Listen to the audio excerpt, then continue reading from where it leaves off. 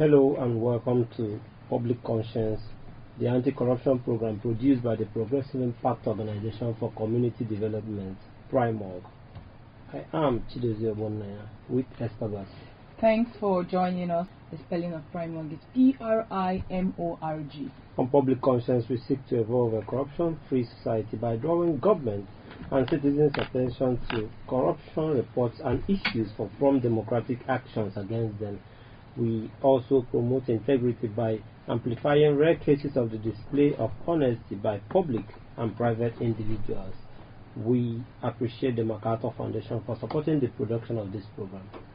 In today's program, we will be examining constituency projects execution in Nigeria, the problems facing billions of naira allocated to the initiative, and efforts by the Independent Corrupt Practices and other related Offences Commission ICPC to ensure the right thing is done by all who are involved. The Zonal Intervention Project, popularly called the Constituency Project, was established in 1999 by the administration of former President Olusegun Obasanjo to promote equitable grassroots infrastructure development in Nigeria.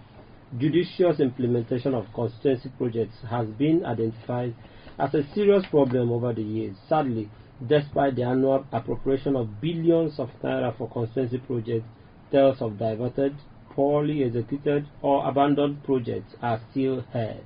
Some projects are duplicated in the mandate budgets of some ministries, departments and agencies of the government as constituency projects. Well, to address these challenges, ICPC set up Constituency and Executive Project Tracking Initiative, CEPT, as an intention and preventive initiative to prevent fund mismanagement and enhance transparency and accountability on government-funded projects.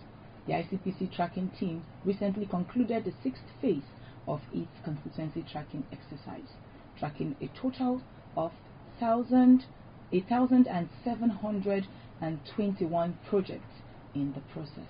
Today's program will examine the ICPC's latest report and seek ways to improve constituency project execution in Nigeria. It also provides you with the opportunity to ask any question about constituency projects. We will have the ICPC personnel to answer your questions or take any comments from you today. But as a citizen, we want to find out how much you know about constituency projects. Have you been following up on constituency project execution in your locality? Are communities who are benefiting from constituency projects more developed as a result of the projects or not? Do you think we are getting more value for the huge amount of funds spent on constituency projects yearly? And how can government ensure constituency projects are more beneficial to the people? There's a lot of questions there, but for you out there, be ready to join us through phone and text messages during this conversation. The WhatsApp phone line to send your message is 0902-265-6167. That is 0902-265-6167. Please indicate your name and your location when sending your message. This number is for messages only. Please begin to send your messages as soon as possible to 09022656167. That is 09022656167. We will give out the phone numbers to call shortly. Well, if you just joined us, the focus is on constituency projects in Nigeria, improvements so far, and problems that continue to bedevil the execution of these projects. These projects are worth billions of naira annually, as well as the efforts of ICPC to rid the initiative of corruption through the tracking of funded projects. Like we said before, ICPC recently released a report of its 6th phase of a constituency and executive project tracking exercise, and I'm glad to tell you that we are joined by ICPC's Deputy Director of Constituency and Executive Projects Tracking Initiative, CEPT, Jimo Sulaiman. Thank you so much for joining us. Thank you for having me. Good morning. Alright, it's been an interesting journey of constituency project in Nigeria, and many people would have expected more turnaround of our infrastructural development, but here we are trying to push and ensure that the right thing is done. Let us into your tracking of constituency projects to give us summary of the 6th phase of the ICPC constituency and executive project tracking exercise, and how best will you describe the outcome this time? Yeah, good morning once again. I think a quick brief background will suffice. Okay.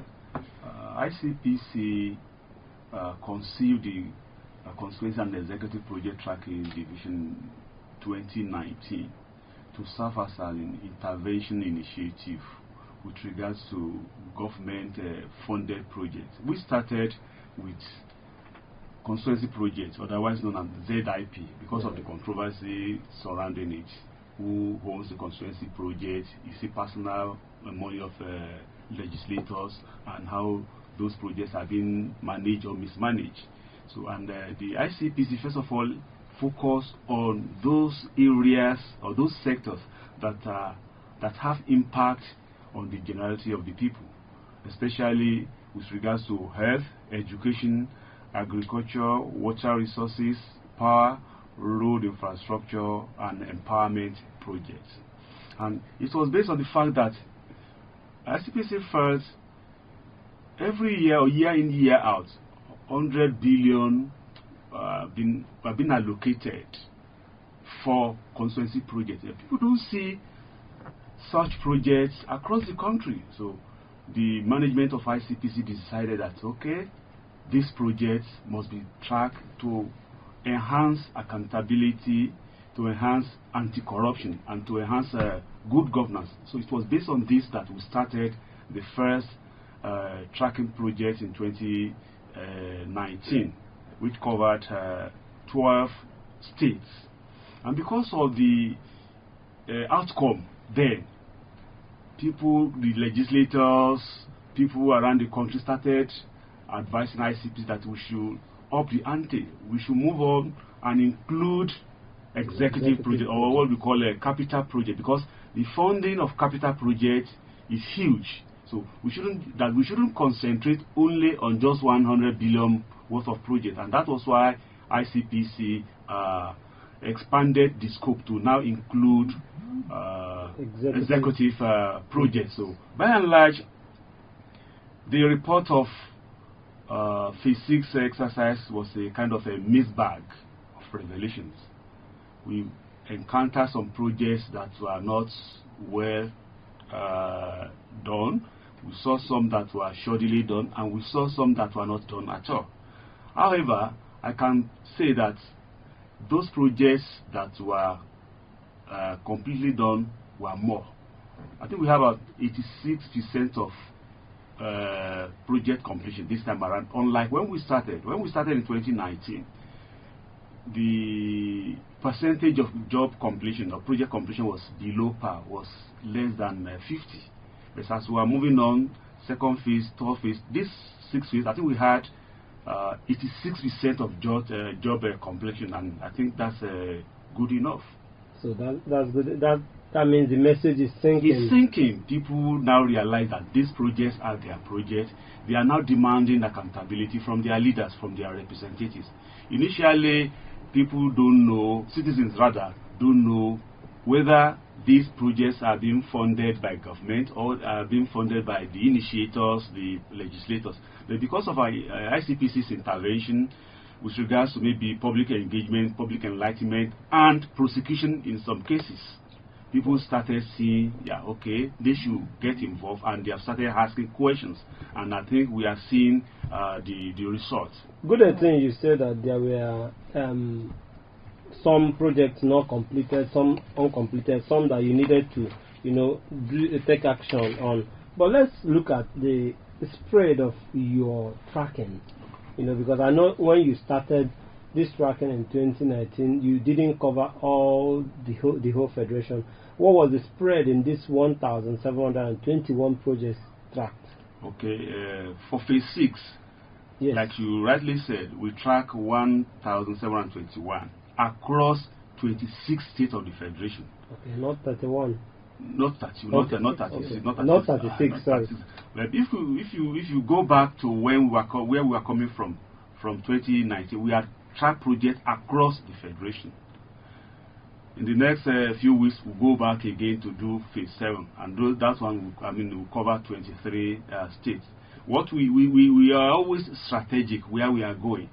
Sometimes it won't be so good to just cover every space. Just be strategic. Cover this phase. When you are done, you move on again. What do you look out for when you track? Okay, yeah. Like I said, the focus sector is the first thing. Those projects that will have impact on the citizenry: health, hospitals, education, agriculture, water resources, power, road infrastructure, and empowerment. These are the focal areas that we usually look at. And when we go out, the first thing we do rather is that we do what we call project selection. We partner with Accountant General, Accountant General Office, Auditor General Office, and some other important governmental offices to come together to help us in selection of projects. We don't want to get bogged down with regards to whether ICPC is being partial, ICPC is focusing on somebody or not. So we brought these people as a steering committee. They are the one that will look at government budgets. They will pick this project across board. Then we look at them. Then we also involve the media. We involve CSO rather, okay, such that by the time we move to the locality, everybody will know that okay, this is a really focused and intentional project tracking. All right. So let's make comparison of your progress so far. You started in 2019 and you covered 50% in your earlier days of tracking and of constituency projects. Yes. And now we are in 2024, Yes. 6 years down the line. What's the progress like? Is this something that you would do over and over again, or the challenges is just so enormous? Yes, there are challenges, but I think the challenges can be surmounted. When we started, it was rough. You have to beg people to give information. You have to beg people to come and see that these projects are their projects. But now, everybody gets involved. The local people are involved. They wanted projects in their communities, or the project that are cited in their communities, they wanted it to function. So they get us. How did you get them involved? Okay, definitely. Like I said, when we go to project sites, we don't just go to project site alone as ICPC. We involve local CSOs, such that after the project has been tracked, we come back, whether there are problems or whatever, the local CSOs will still be giving us feedback as to what is happening. So more often than not, when we request or when we force or when we compel the contractors who had not performed excellently, when we compel the contractors to go back to site, we go back to site with the CSO and with the contractor, and we have the CSO to be monitoring. So these are the things that we do. And again, we do what we call sensitization or public engagement. We allow people to know the rules and regulations guiding project tracking and project execution. And also, we also tell them that these projects are their projects. They should ask questions, ask government, ask your leaders, what projects are they putting in the budget every year? And they have been doing that, and we have been seeing results. Right. Interesting. Let's get back to the projects that were abandoned or unexecuted, shabbily done, and maybe you let us into what the ICPC did in those cases under this phase 6. Let's not go back so much. Okay. Under this phase 6, are you bringing them back to site? Are some being, you mentioned prosecution. Just tell us what is going on. What we usually do when we get back to site, we bring in what we call the project file. We bring it on each project. Each project has a file within the MDA that executed such project. We request for such file. We look at bill of quantity. If the project says, okay, you are supposed to build 2 bridges or 3 bridges, we take that bill. Okay, we check it. Okay, does this align with what is in the BOK? If it aligns, we ask an outsider rather, to help us do measurement.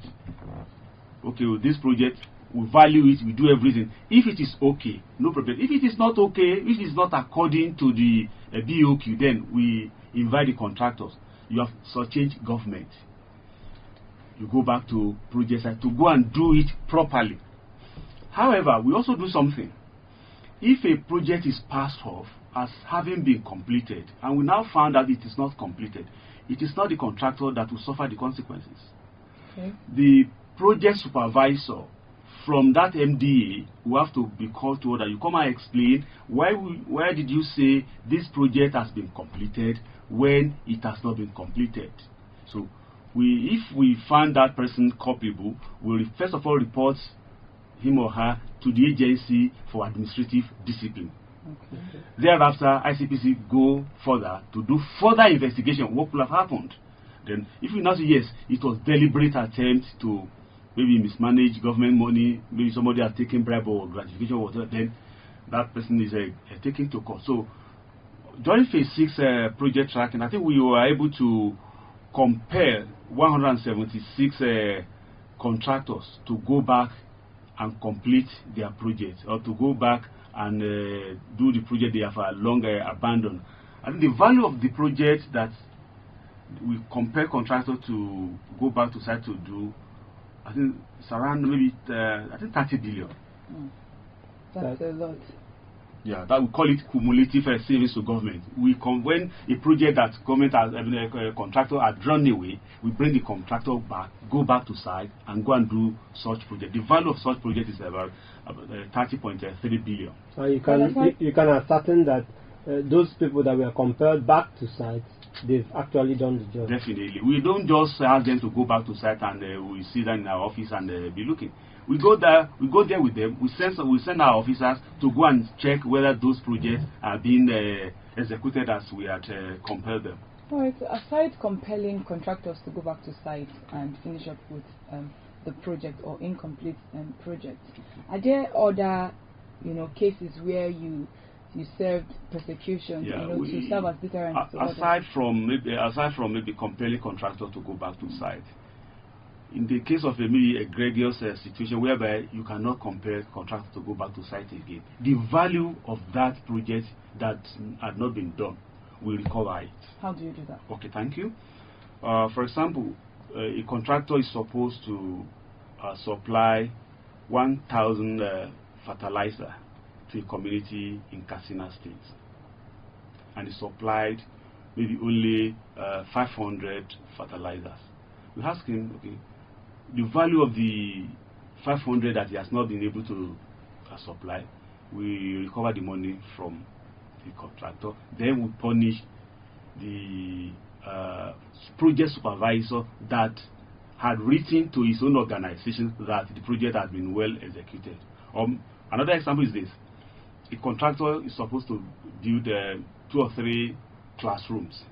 He builds only 2.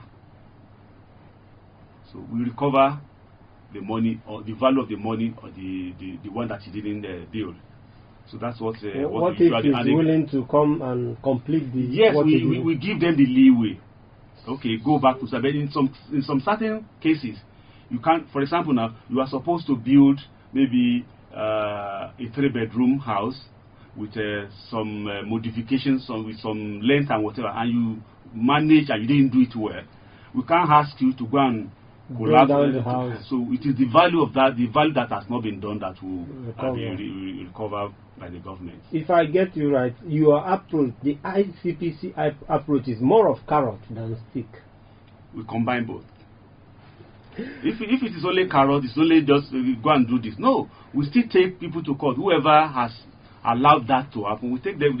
For example, on Monday, a former House of Rep member in Benue is facing this court. On Monday, he was remanded in prison because of a project he ought to have done, and he connived with the contractor and somebody else, and they are in court now. So across board, we take people to court. So that's not only carrot, that's stick. Okay. So and I'm tempted to ask, I don't know if you have the data, the record, if you say in the 6 years of doing this tracking, how many people that this tracking have been able to put behind bars, or at least you've taken to court? ICPC do not put people behind bars.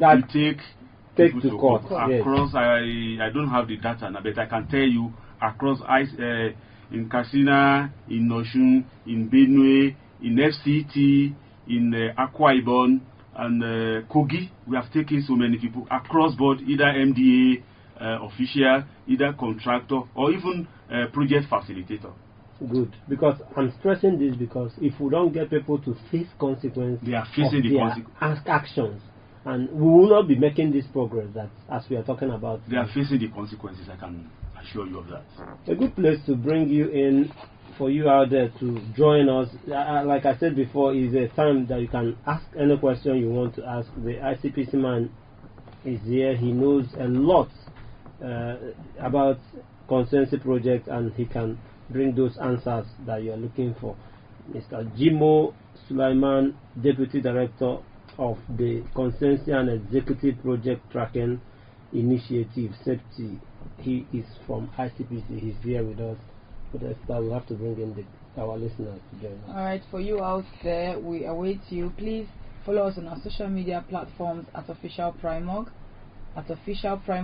and Primog is spelled P-R-I-M-O-R-G. Remember that we are streaming live on Facebook at Official Primog. And remember that this program is interactive. The WhatsApp phone line to send your messages 09022656167, 09022656167. This number is for messages only. Please begin to send your messages now to 09022656167. I want to find out how much you have been following up on constituency projects around you. Do you even know what you are supposed to get as a citizen, as in your locality, in terms of constituency projects? Is Nigeria getting the right value for the huge fund spent on constituency projects yearly? How can the government make constituency projects more beneficial to the people, and how can we stop corruption that is undermining constituency projects?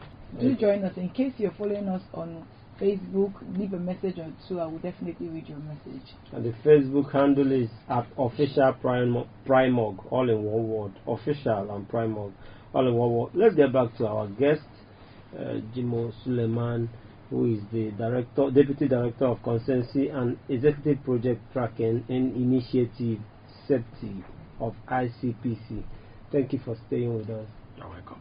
So, I was going to come to you about one particular, I call it, I know it's a headache, it's been a headache for the ICPC, when we talk about soft projects. What's the name now? Empowerment projects. Speak to us about how much you have done to curb corruption or reduce the incidence of corruption through soft projects. Okay, thank you. You see, empowerment project or fluid project, whatever name you call it, is a little bit tacky. When we started, we were finding it difficult to track because you said somebody had been trained. When you want to track such projects, you don't find the person you have trained, you don't find anything. So we now devise a means. Okay, going further, any constituency project, any empowerment project that should be tracked, you say, okay, the MDA that is executing the project, first of all, give us the bill of quantity. What do they want to be done?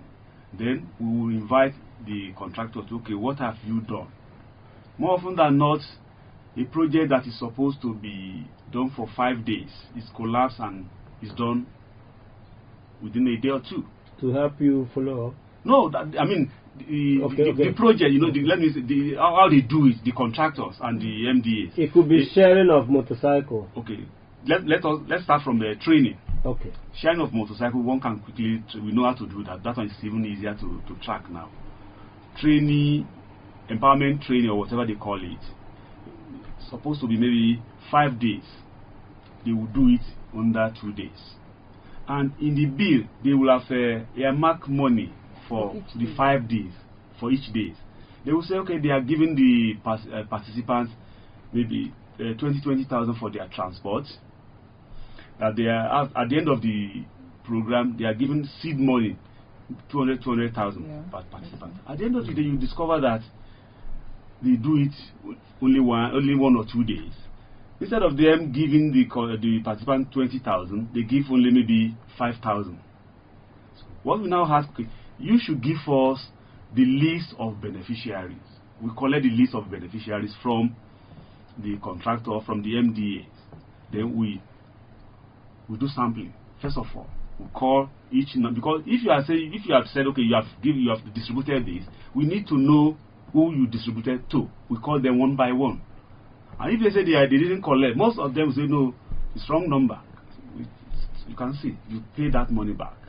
Then we go to the hotel or hall where they say, okay, they had organized the project. We have them bring your documents. More often than not, no document to present. It's only one day event. So the money for the 4 days that the project had not held, we calculate. Then we bunch everything together and we ask the facilitator, whoever, to pay back.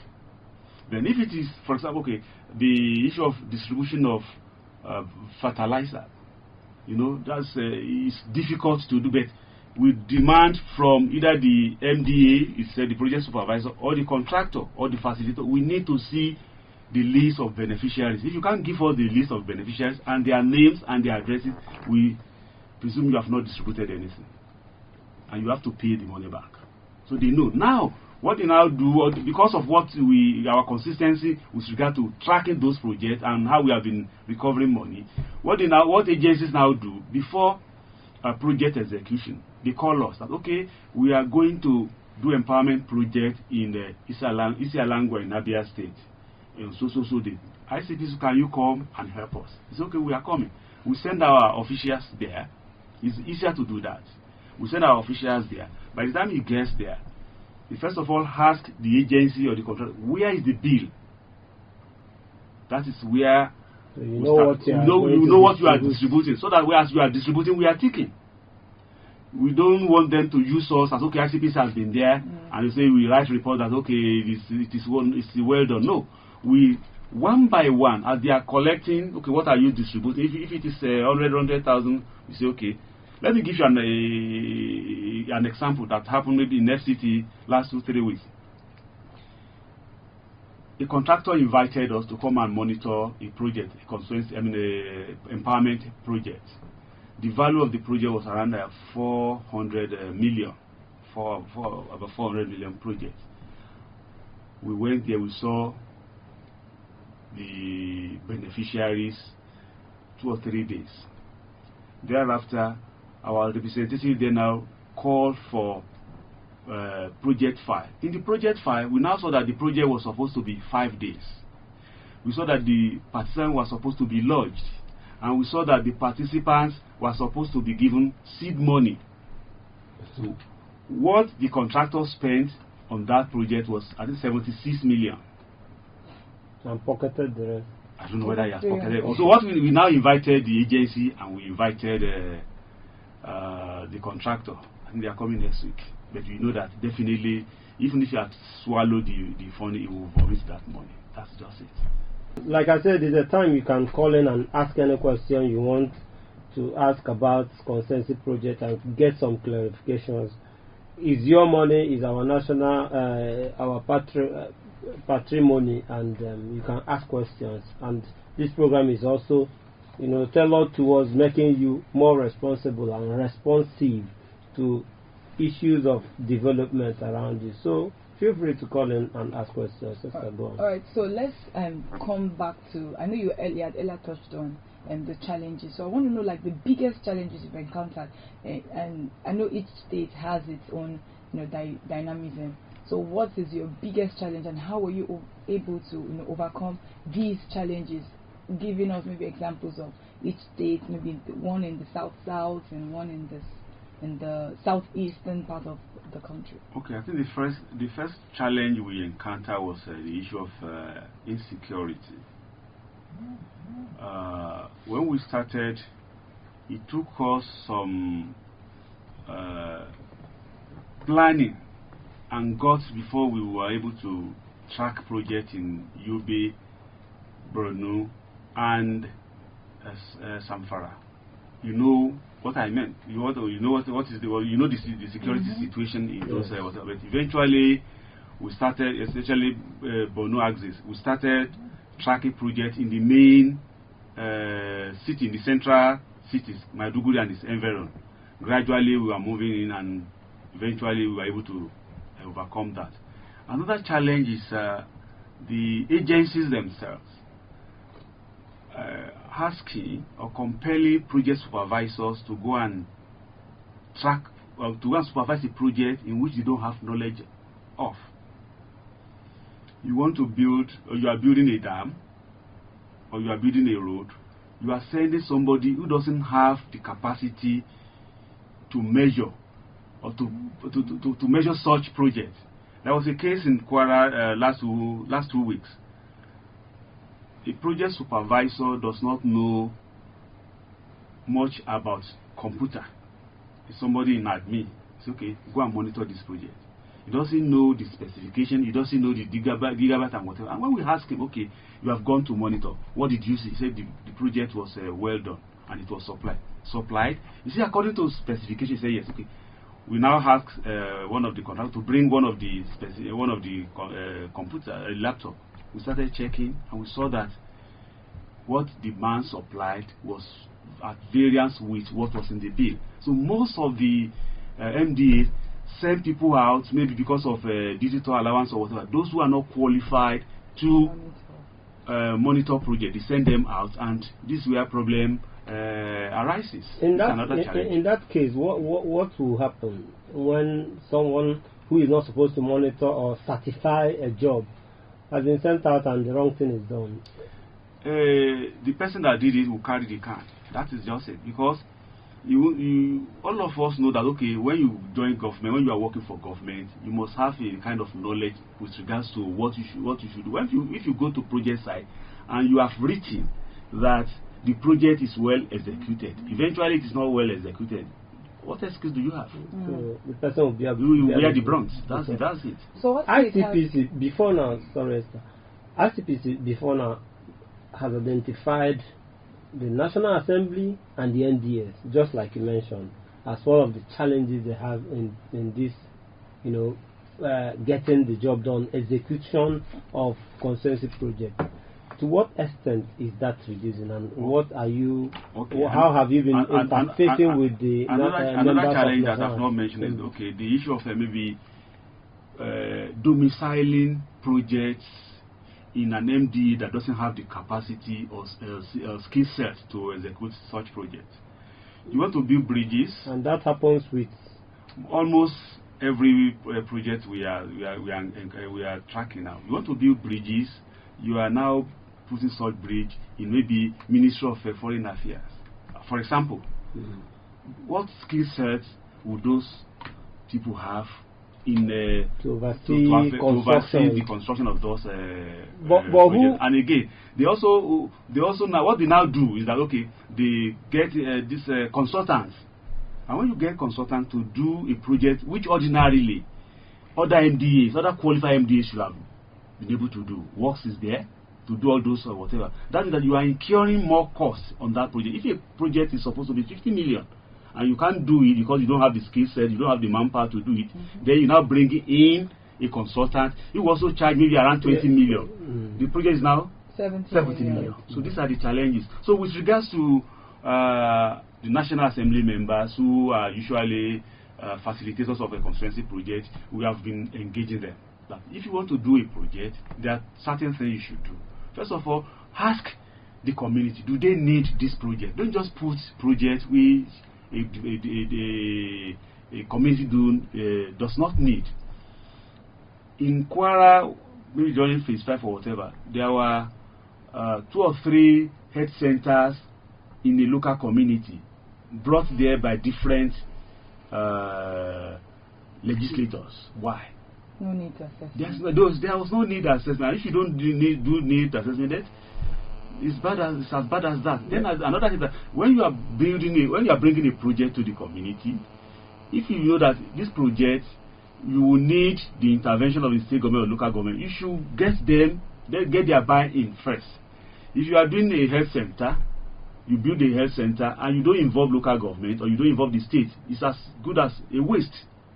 So that's another because challenge. they are the ones who sustain it. They are the ones that will sustain. They are the ones that will bring personnel, doctor, nurses, and what have you. Those are the Just challenges. to take you back at the fact who appoints or who actually says a project has to be, executed by a particular MDA. Is it the National Assembly or the federal government? It is the National Assembly members, especially when it is a constituency project. They are the one, like in your intro, you said they get into this constituency project because they wanted to develop their various communities. They will tell the government that, okay, we know what our community people want, and they are the one that's, okay, it is this MDA that will execute it.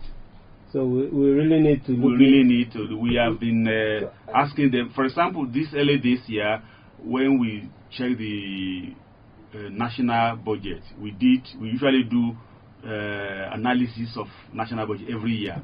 We discovered that some small MDAs or agencies were having billions of naira worth of projects. We needed to let them know that, do you have the capacity to execute these projects? We invited them to come and tell us why you have this humongous amount of money under your budget to execute projects, when we know that you don't have more than maybe 200 staff and you are executing such a huge amount of whatever. So we have profiled them, we have seen the budget, we have seen the projects.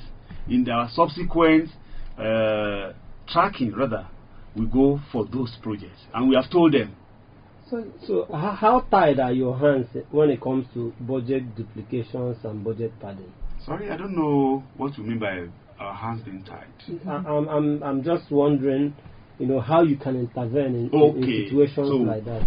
The intervention we do is this. Okay, like I said, we check the budget every year. Immediately the budget is signed and approved. We collect a copy from the office of the budget office of the Federation. We'll look at it item by item.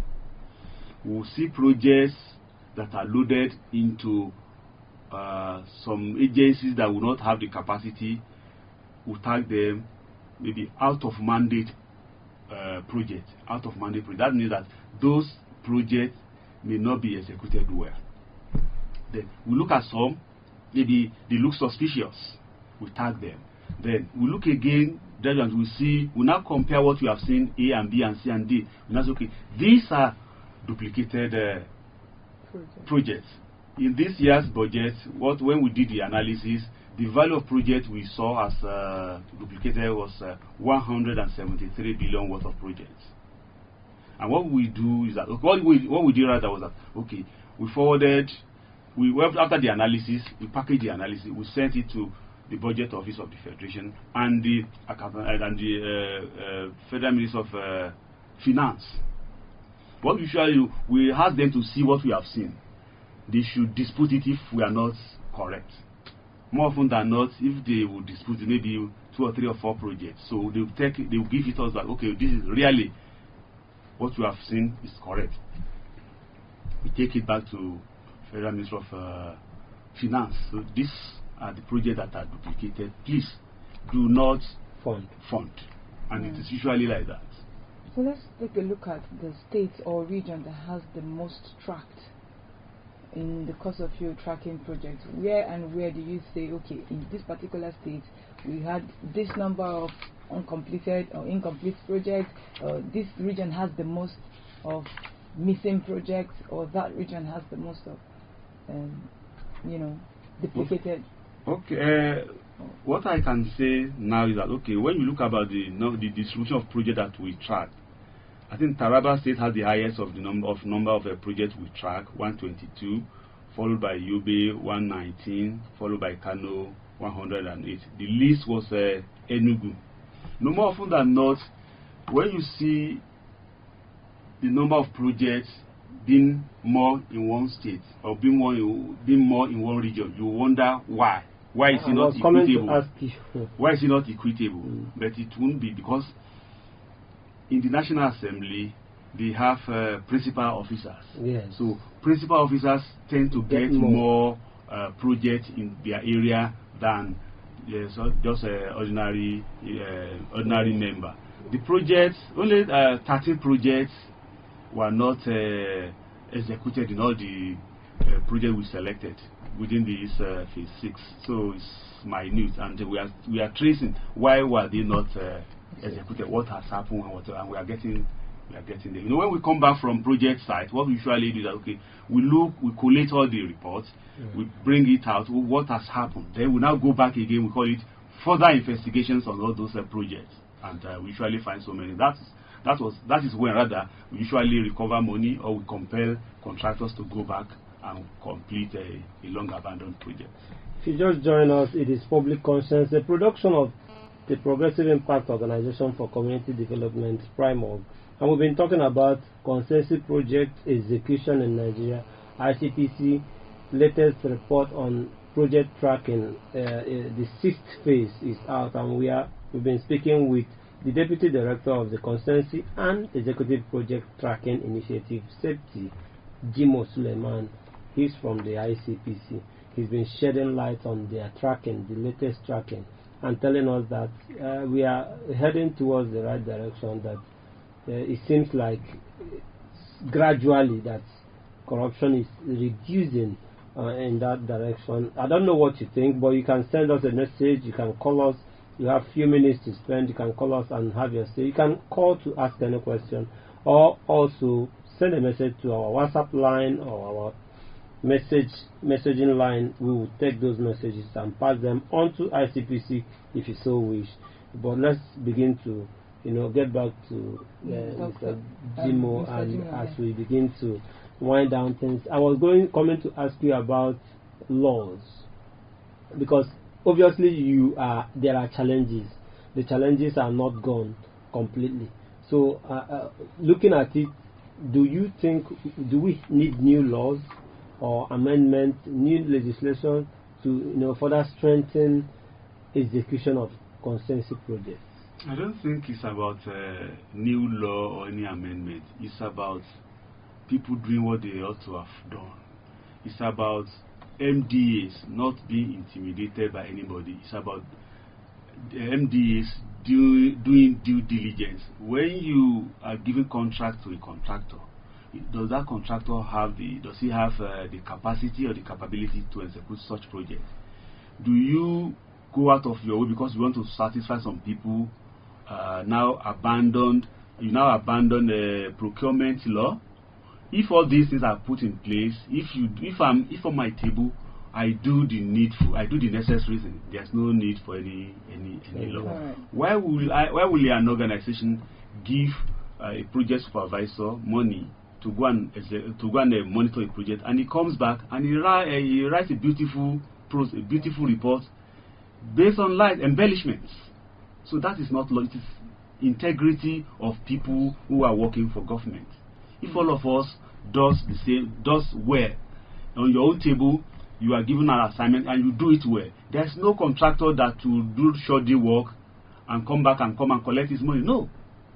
When you have not done well, so you have not done this and you have not done this, you file the report back to your MDA, and your MDA will not give him release the money to him. You go back and complete the project. So the system are already structured to work well. The system is structured to work well. It is the people with the challenge. The challenge is the people working the structure. Right. So what other support would ICPC want from the government and citizens, to carry out their mandate to the letter? I think we want collaboration of the citizen. If people within the community stand up that thus far no more, that they won't allow this shoddy execution of projects, it will be a thing of the past. It is the people that keep quiet for so long. There was a project we tracked in Benue for some years back. The contractor, the community suffered neglect. The community, they don't have water for years. So the National Assembly member within the community now facilitated a very big borehole to be constructed. He constructed the borehole, but there was no water. Very beautifully constructed water, and it was somebody that just hinted us, please help us look at this project, and we went there. we tried to get water. There was no water, so we brought our own in-house assessors to come. What has happened? The contractor did not dig deep to the necessary point. So we invited the contractor. So what has happened? He did it another one. He used his money to do it, and eventually they got water. They were so happy. 2 years down the line, they said something broke. They couldn't. The community itself now was now waiting for government to come and buy submersible pump of maybe 80,000. So I think we should change our mentality in that regard. The person, the National Assembly member that facilitated the project had left. So they are not still waiting for somebody to do it. But if there had been awareness, collaboration, I think the community itself could have maybe able to do something. Who is supposed to preach the message of sustainability? Everybody.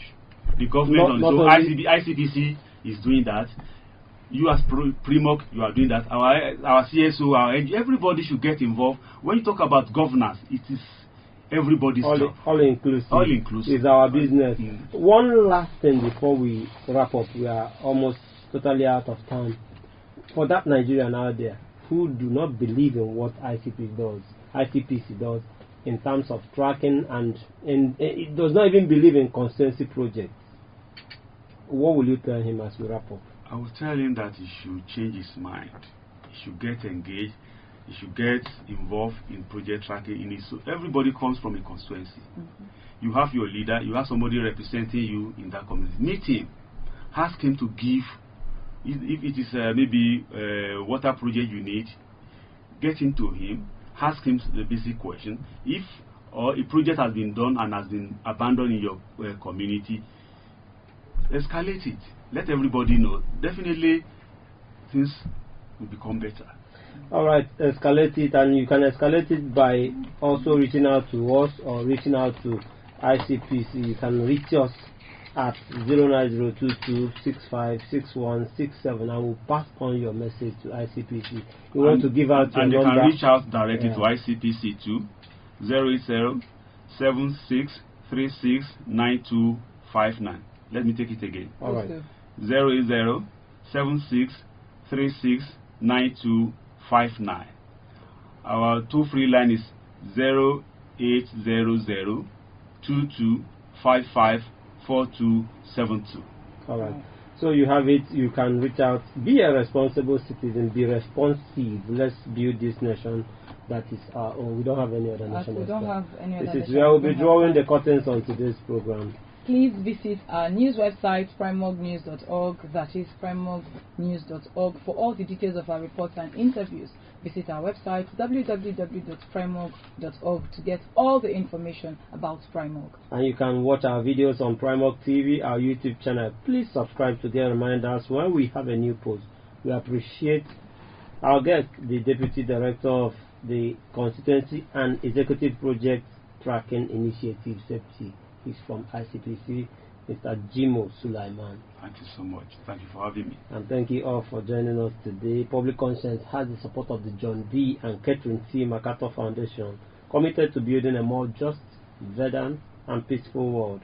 Get more information about the foundation on its website, macfound.org. Join us again here next week for another episode of Public Conscience. And remember to follow us on Facebook, X, formerly known as Twitter, at Official Primog. I am Esther Bassi. Remember that birth registration and birth certificates are free if your child is under 18. Help stop the corruption in birth registration and do not pay for birth certificates. Also remember that you can give us information or hints about corrupt acts through our phone at 09022656167 or info@primog.org. I am Chidozie Obonnaya. God bless Nigeria.